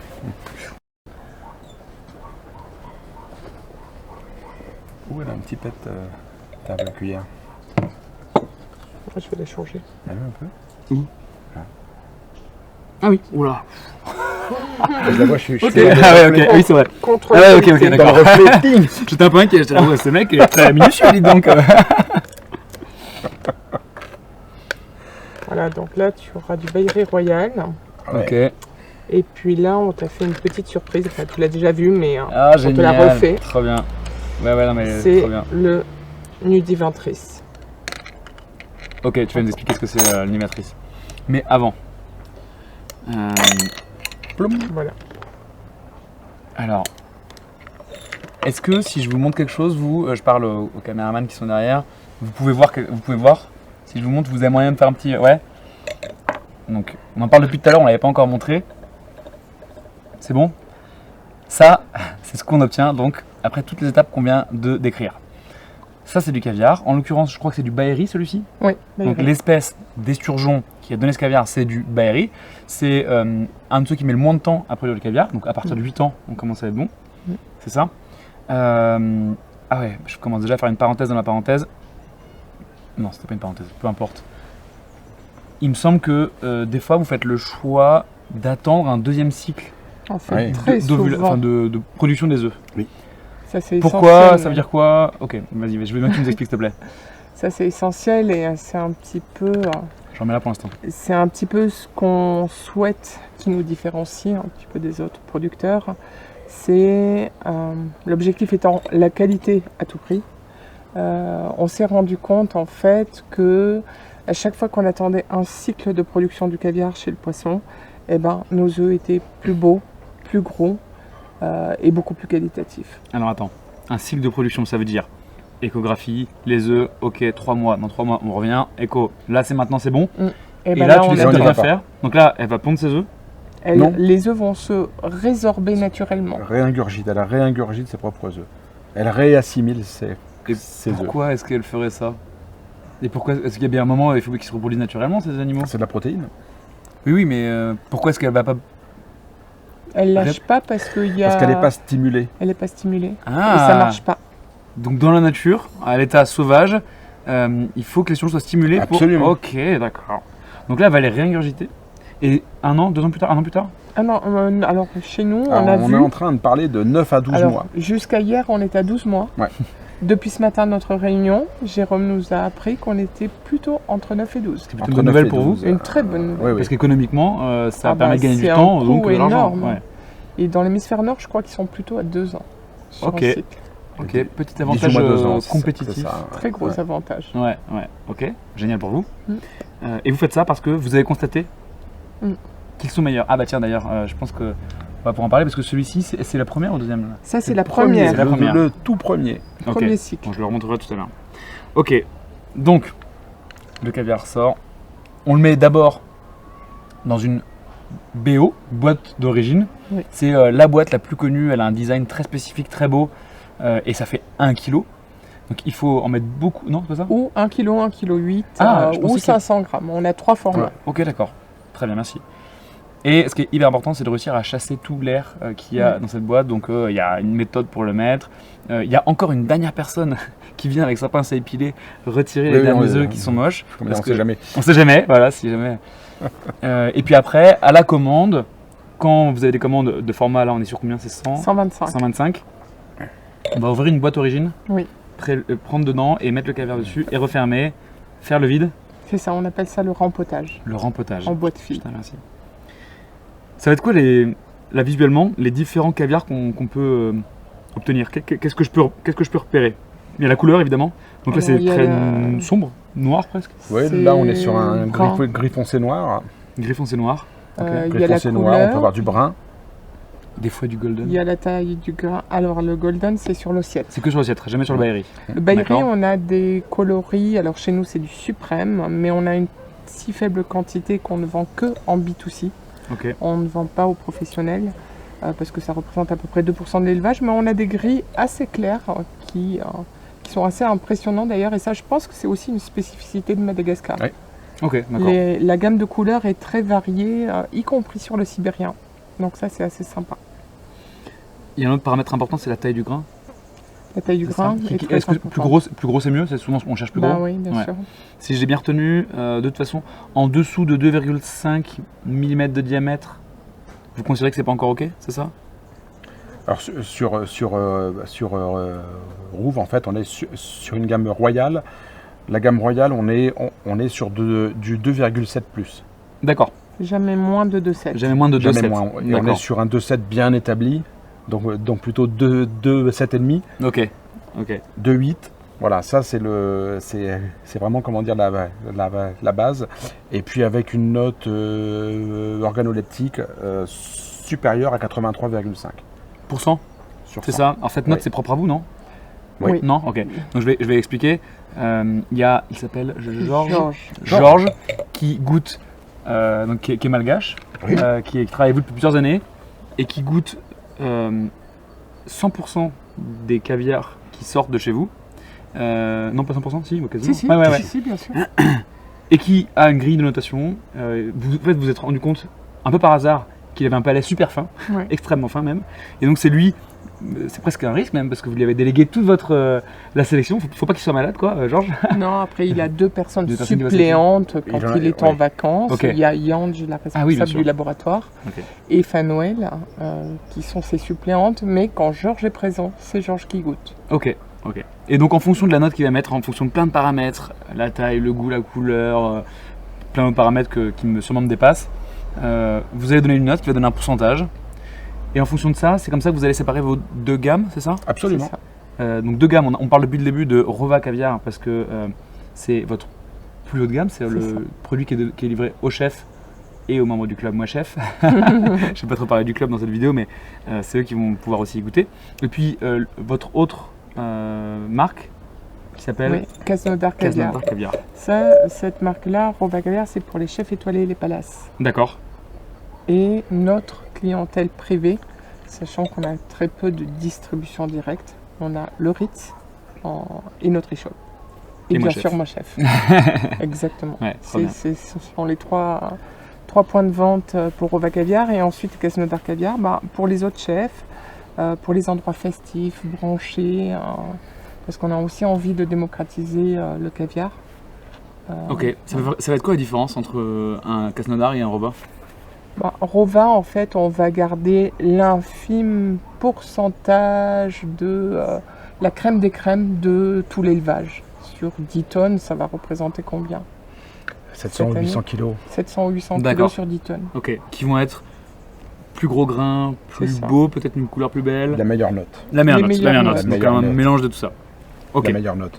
Sur Rouve, Rova. Rova, ouais, désolé, mais je dis Rova, mais oui. C'est Rova. ouais. C'est Rova. C'est Rova. Le nom, comment dire, original en malgache, c'est Rouve, mais en français, on dit Rova. En référence au palais Palais de la Reine. de la Parce Reine, que qui est là-bas. Rova, ouais, qui est il juste est là-bas. juste derrière. Rova, c'est le Palais de la Reine en malgache. Ok, d'accord. Prononcé à la Et, malgache. et tiens, et je le dis parce que c'est important de le préciser, je pense, c'est aussi beau à quel point vous assumez votre provenance de Madagascar, Ouais. dans votre nom, dans votre logo même, qui montre le palais, Ouais. alors que c'est quand même pas simple, parce que, Non, c'est pas simple. parce que très honnêtement, maintenant que j'ai bu un verre de vin, je peux vous le dire, la première fois que j'ai entendu parler de vous, j'étais sûr d'une chose, c'est que jamais on bossera ensemble. C'était une Et blague. jamais je vous mettrai en avant. Non, non, pas que c'était une Non. blague, mais juste, Oui. j'étais là, bah non, c'est bon, j'ai du caviar en France, il y en a plein, je vois pas l'intérêt. Voilà. Et ça y est, super transition que j'ai même pas fait exprès. Et le premier truc que je me suis dit, c'est, et j'ai des membres qui me l'ont dit aussi, qui m'ont dit, bah attends, mais c'est quoi le bilan CO2? C'est le sujet majeur aujourd'hui, parce qu'on sait l'urgence climatique et à quel point on est en danger aujourd'hui, l'espèce humaine. Le bilan carbone, on essaie tous de faire gaffe, et puis là d'un coup, bon, déjà manger du caviar, c'est un truc un peu luxueux. Est-ce que c'est pas on pourrait imaginer que c'est un peu comme faire un trajet en jet privé, quoi. C'est pas obligatoire, mais on se le fait et puis bam, on envoie du CO2 partout parce qu'on s'en fout. Là, ok, on mange du caviar, c'est vrai. luxueux, pourquoi pas, parce qu'on peut se réserver ce plaisir dans des quantités, on n'est pas obligé de manger des grosses plâtrées de caviar, on peut manger de façon très fine. Mais est-ce que manger du caviar de Madagascar, j'y viens, c'est pas un peu une hérésie d'un point de vue climatique et écologique? Ça pourrait l'être à première vue. Ouais. Si on regarde ça uniquement par le nombre de kilos de caviar qui vont être promenés à travers la planète, oui. Mais si on regarde. Parce que excuse-moi, je précise ma question. Ce à quoi j'ai pensé immédiatement, c'est vu que c'est un produit frais, Ouais. et que tu veux qu'on le consomme frais et pas affiné, tu vas le livrer en réfrigéré et par avion. Absolument. Donc ça, le bilan CO2 de ça, il est quand même pas terrible. Ouais. Oui, oui. Sauf que dans... À première vue. Oui. À première vue. Ah ouais, ok. Vas-y, va au bout. Mais bon, à deuxième vue, si on regarde, comment dire, le bilan carbone du nombre de matières premières, du nombre de centaines de tonnes de matières premières qui sont issues de Madagascar, finalement, il vaut mieux balader quelques tonnes de cognac caviar et éviter d'en balader des centaines en aliments. Je précise ce que tu dis parce que cette question-là, je la pose pas maintenant pour la première Ouais. fois. Je l'ai déjà C'est posée vrai. et j'ai compris la réponse. Donc je reprécise pour que ce soit vraiment parfaitement clair. La réponse à laquelle je m'attendais pas, mais au final hyper importante. Désolé, c'est mon réveil qui sonne. Je te lève tard. J'ai un truc qu'il fallait pas que j'oublie et je suis en retard. Tant pis. Pour préciser tout ça, il y a un bilan carbone du transport qui est pas terrible parce que c'est avion et c'est réfrigéré, Bien sûr. mais qui est sur des très petites portions. Toute petite boîte de 30 Ouais. grammes, 50 grammes Ouais, et ouais, 125 c'est pas énorme. Mais surtout, ce que Mm. j'ai compris, c'est que le transport dans la vie du bilan carbone du caviar, ça représente moins de 5% en Bien fait. sûr. C'est Parce rien que, du tout. quel que soit le caviar, d'où est-ce qu'il vienne, son vrai bilan carbone, CO2, c'est L'énergie. l'énergie et en tout ce qui est autour de l'alimentation de l'esturgeon. C'est ça, exactement. Donc, de la production de son alimentation, soja, riz, etc., au transport de ces aliments et à la Exact. production de ces aliments pendant, en plus, de très nombreuses années, mais C'est 8 ça. 8 ans minimum. minimum. Et donc en fait, ça m'a fait du bien de me prendre cette claque parce que c'est là que je sens mon côté un peu parisien, où j'ai mes idées préconçues et puis bon, en fait, je me suis rendu compte que il faut absolument, et que je le fais à chaque fois, que je vienne rencontrer les producteurs parce qu'il n'y a que comme ça que j'arrive à démystifier des choses que j'ai dans la tête. Ouais, on peut se faire ce raccourci de se dire transport, machin, mais en fait, c'est anecdotique. Ouais. Et dans votre cas, alors tous les produits des aliments que vous donnez à vos esturgeons ne viennent pas de Madagascar, mais une grande partie, hein, tu me l'as expliqué tout à l'heure au début du repas. Et en plus, ceux qui viennent de Madagascar viennent de juste à côté. Donc le coût en transport est bien inférieur à potentiellement un producteur qui pourrait être en France, mais si ces aliments viennent d'Europe de l'Est, par exemple, qu'ils arrivent par camion très régulièrement, parce qu'il faut les nourrir tous les jours, on aura un bilan carbone globalement qui sera beaucoup moins bon. Exactement. C'est ça. Et puis le coût énergétique, t'en parlais tout à l'heure, en plus il y a une décision qui vient d'être prise ce matin, donc vous allez être au panneau solaire, donc une grande partie de l'énergie sera auto-produite. Je suis content d'avoir pu clarifier ce truc-là parce que c'est pas évident. Et vraiment, il m'a fallu du temps pour le comprendre. Il y a beaucoup de personnes qui posent cette question, effectivement. Bah ouais, bien sûr, c'est normal. Madagascar, juste titre d'ailleurs. Oui, c'est bien que je l'impose. À première vue, on peut se dire, oui, non, c'est complètement idiot. Comment ça se fait qu'ils font 10 000 km? Oui, mais on n'en fait pas 10 000 de l'autre côté pour ramener 100 fois plus. C'est un peu le même sujet que la production d'une voiture. Où la voiture peut être plus écologique si les morceaux de la voiture viennent du monde entier. Le bilan global sera mauvais. Il va être catastrophique. Conclusion. Malheureusement, j'aimerais donner une conclusion simple, mais il n'y en a pas. En fait, c'est pas binaire. C'est jamais blanc ou noir. Et par simplification, moi-même, je tombe dans ce piège de me dire bien, mal. En fait, c'est beaucoup plus compliqué que ça. Et c'est pour ça que je l'acte aujourd'hui. Plus jamais je mettrai en avant un producteur sur le Club Moi Chef si je ne l'ai pas rencontré, si je n'ai pas passé du temps avec lui. Voire même pris le temps de faire un repas avec un peu d'alcool. Parce qu'il n'y a que comme ça, et en visitant le lieu de production, qu'on peut vraiment comprendre les enjeux et aussi détecter le bullshit, quoi. Et ceux qui essaient de nous la faire à l'envers, parce que c'est d'ailleurs pour ça que je suis très content d'être là, et bien évidemment je profite de ce séjour à Madagascar, mais l'initiative de base, c'était de dire il n'y a aucune chance que ce soit la commerciale à Paris, que j'adore au demeurant, qui me donne des réponses.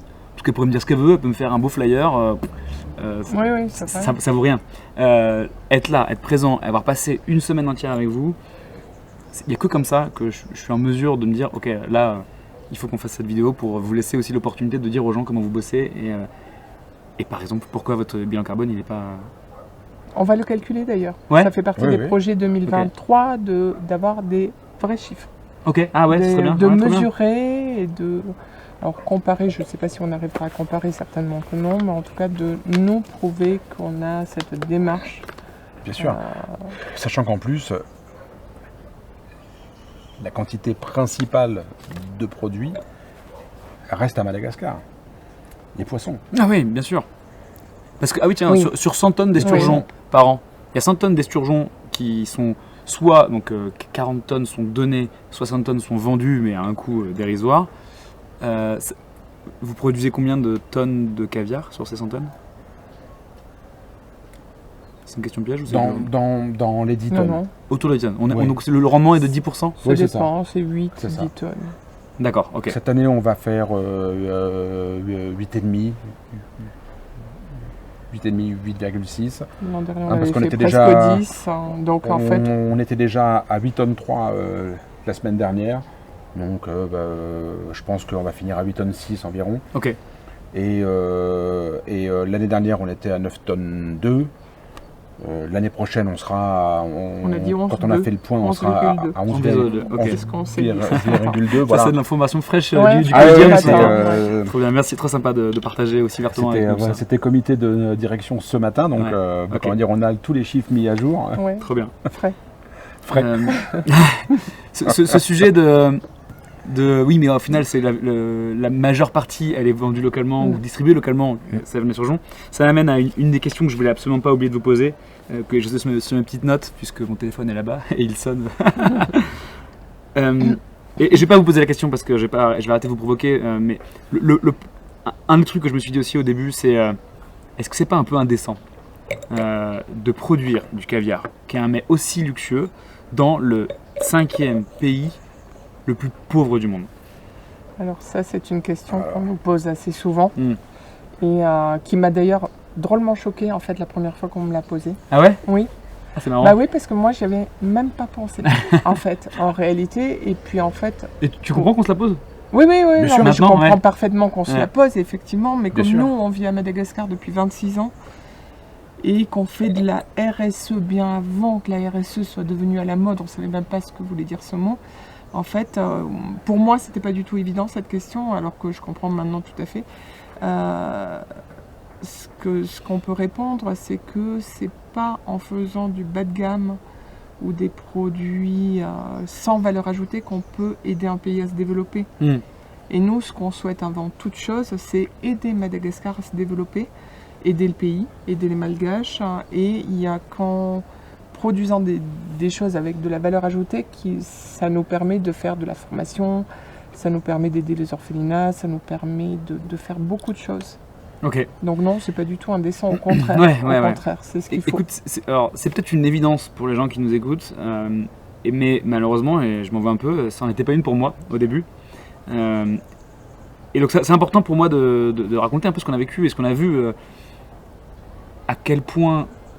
Il faut imaginer que là, si on sort de cette maison et qu'on marche dans la rue, tu, et sûrement toi aussi, passes ton temps à faire des checks aux gens qui veulent te dire bonjour, tout le monde te sourit et vous êtes hyper connu dans ce quartier parce qu'en fait avec 2000 salariés, il y a toute une économie locale, il y a les 2000 qui bossent avec vous. Alors là je parle du textile, hein. Je parle pas du caviar qui sont plus 300, mais le sujet est le même. Ouais, bien sûr. Et il y a toute l'économie autour, donc de gens qui vendent à manger, à boire, à dormir, aux gens qui bossent pour vous. Donc vous avez développé quelque chose d'ici qui est hyper fort. Et en effet, cette notion de valeur ajoutée, elle est fantastique. Elle devrait être dans la tête de tous les gens qui sont dans les pays développés et qui veulent vraiment faire quelque chose. C'est comment créer suffisamment de valeur ajoutée pour pouvoir faire rentrer de l'argent dans le pays qui va servir à l'économie locale.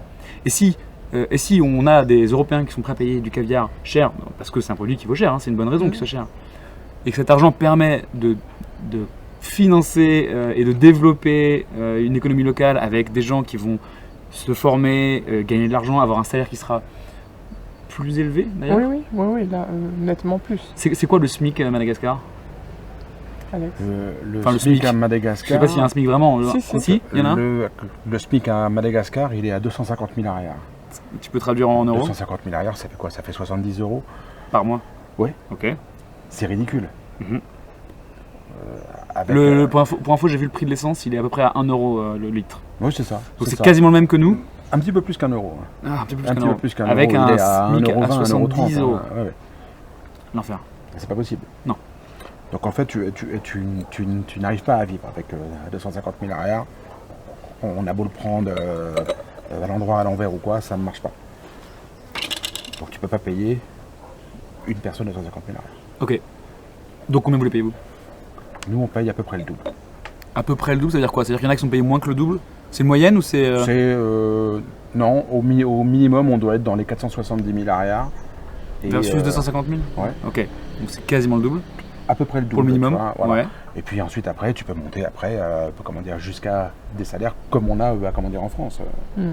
Sur un niveau cadre sup, on va dire on est là. Ok. Après, ici à Madagascar, le niveau de vie n'a évidemment aucune commune mesure avec ce qu'on. Enfin, En coût, ouais. En Europe, le kilo de bœuf, ça coûte combien?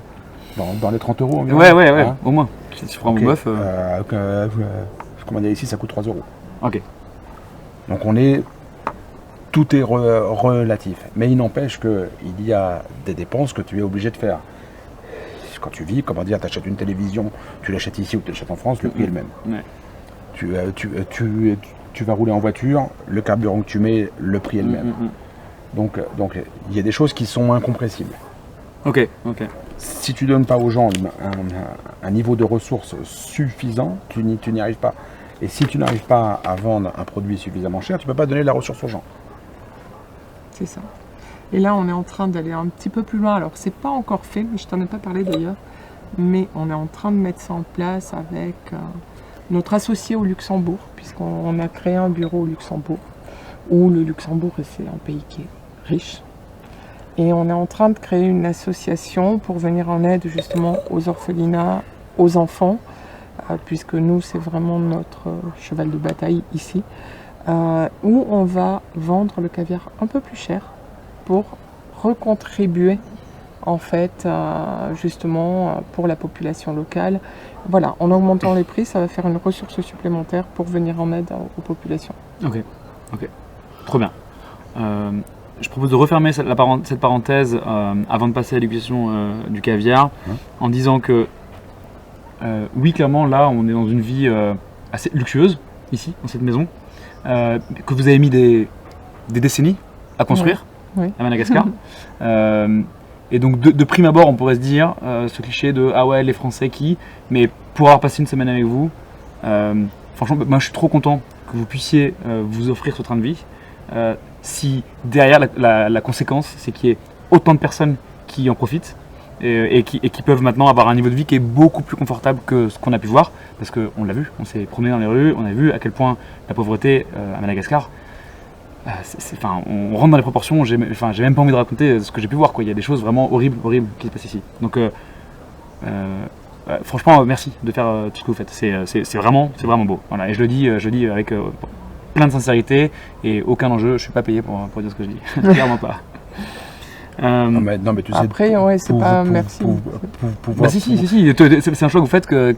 Pouvoir donner un petit peu de dignité aux gens avec qui on travaille. C'est ça, non, mais c'est bien. C'est la moindre des choses. C'est une évidence pour vous, ça l'est pas pour tout le monde. Ouais. C'est important de le souligner. Et puis je le souligne d'autant plus que, de prime abord, si on prend le regard juste de très très loin de Paris comme ça, on pourrait se dire que c'est pas ça. Voilà. Et pour l'avoir vécu, je sais que c'est sincère. Ça va jusqu'à ce que vous faites, notamment là pour le caviar, créer des logements pour vos salariés qui sont ils sont vraiment stylés, quoi. Enfin, c'est vraiment trop bien l'endroit où ils sont. Toute proportion gardée, mais par rapport à Madagascar, franchement, ils sont très bien. Ils ont un restaurant d'entreprise avec un vrai chef qui change de plat tous les jours. Il y a une infirmerie. Il y en a 2 qui sont fans de sport, donc ils ont une salle de sport. Et j'en passe. C'est beau ce que vous faites. Vous n'êtes pas obligé de le faire. Vous choisissez de le faire. Et je trouve ça fantastique.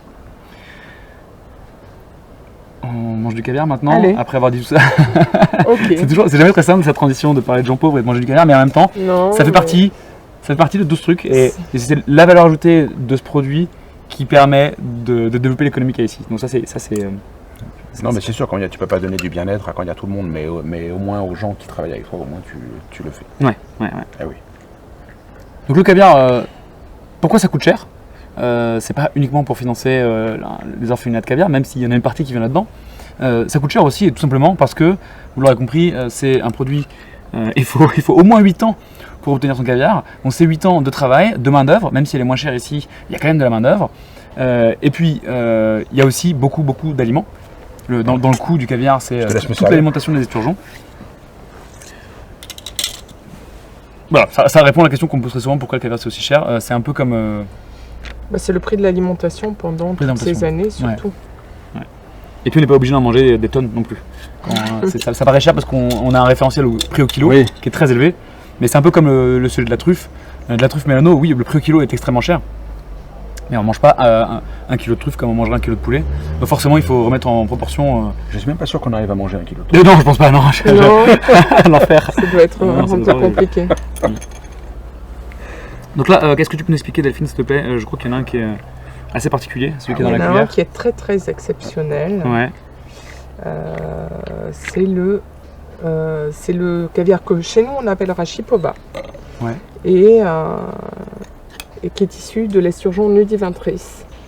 Et ça, on doit l'introduction de cette espèce dans notre élevage à Armen Petrosian, qui a souvenir d'enfance sur la qualité de ce caviar.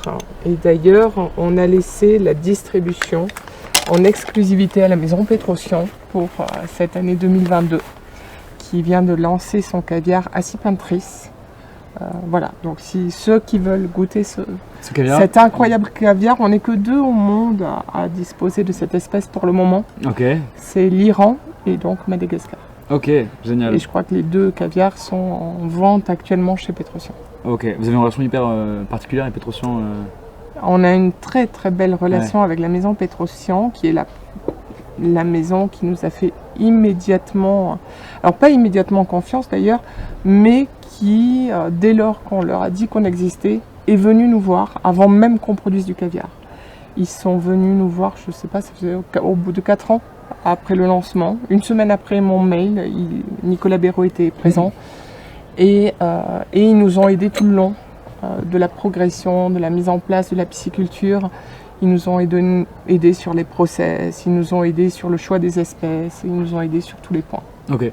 Donc on a une relation très particulière. Mais ils parlent de vous très bien et, et vous parlez d'eux très bien aussi. Et on leur réserve aussi nos meilleurs caviars. Ok. C'est vraiment une maison comme dire, extraordinaire. Ouais, je confirme. Ouais. J'aime beaucoup. Avec les mêmes valeurs que nous finalement. Dégustation dans une cuvière en nacre, c'est pas uniquement pour faire son précieux. Non. C'est parce que si on, dans du métal, le métal risque de dénaturer un peu le grain de caviar. Exactement. Et vu que c'est un mets très précieux. Si c'est toi, je commencerai par l'autre. Ouais. Ah mais bon, on me l'a servi directement dedans, donc ok, très bien. Merci. Oh, je fais n'importe quoi. Ok, je commence par l'autre. Donc là, on commence par du Baéry Royal. Royal. Exactement. Royal, ça veut dire quoi Royal? Royal, c'est notre entrée de gamme. Ok. Qui est déjà c'est la note que vous donnez magnifique, oui. C'est Ouais, en relation avec la note, la taille du grain, la couleur. Ok. Mais c'est déjà un caviar qui est très bon. Ouais, ok, très bien. Qu'est-ce qu'on va avoir comme note de dégustation là? En note, on donne quoi, Alex? Moi, je connais pas les notes. Non, pardon, les notes au goût. Ah, les notes de goût. Tu auras comment dire un petit goût de noisette. J'y vais en même temps. Un petit goût de noisette, éventuellement un petit goût d'avocat en deuxième plan. Alors le Baéry, par nature, c'est un caviar qui est très onctueux. C'est pas comme l'ossiètre qui roule et qui éclate. Ouais, il éclate pas sous la dent. Il est fondant. Ouais, il est très fondant. Il est très fondant. Tu vas le retrouver beurré. Ouais, hyper beurré.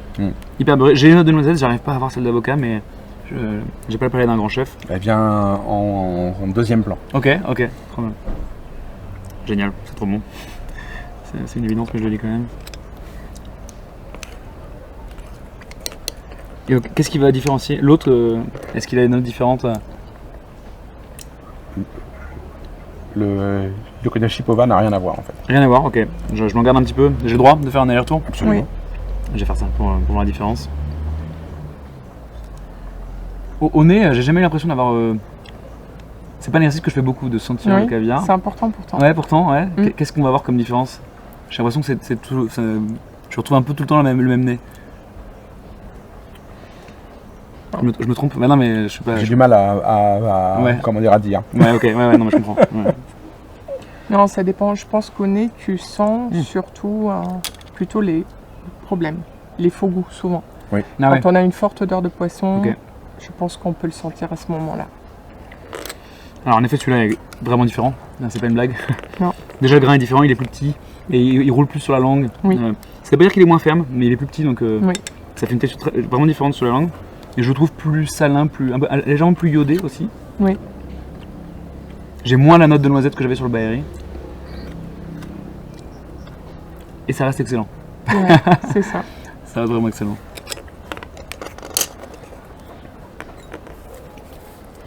Bon, je pense... Il faut qu'on te resserve. Ouais.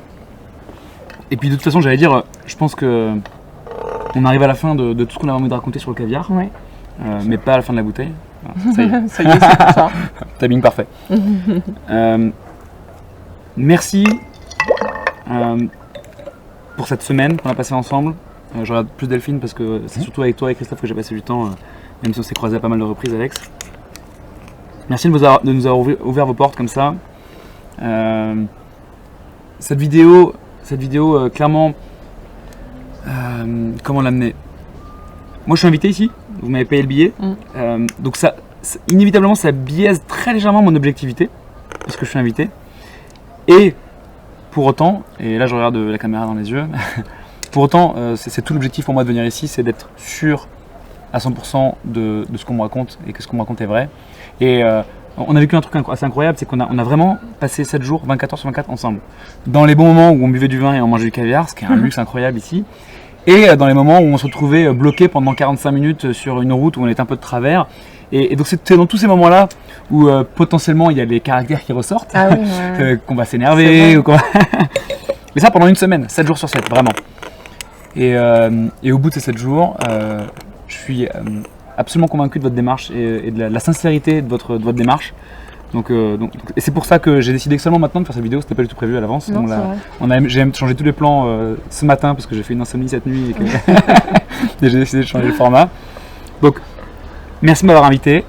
Merci d'avoir été aussi transparent et ouvert pendant cette semaine, parce que ça permet de raconter plein de choses et d'expliquer plein de choses que moi-même je ne savais pas forcément avant de venir. Et avant qu'on termine cette vidéo et ce repas, même si je sais qu'il nous reste un petit dessert à manger, avec de la bonne vanille de Madagascar, est-ce que vous avez des choses que vous vouliez préciser, des choses que j'ai oubliées, des erreurs que j'ai dit mais vous n'avez pas osé me corriger? Erreur aucune. Non, okay. Non, on t'aurait corrigé quand même. Très bien. La seule chose qu'on peut dire, c'est que justement, en fait, notre origine, elle n'est pas facile à expliquer. Ouais.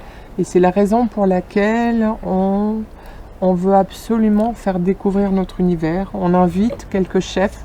Alors à chaque fois qu'on invite des chefs, c'est des chefs avec qui on sent on partage des valeurs. Ouais.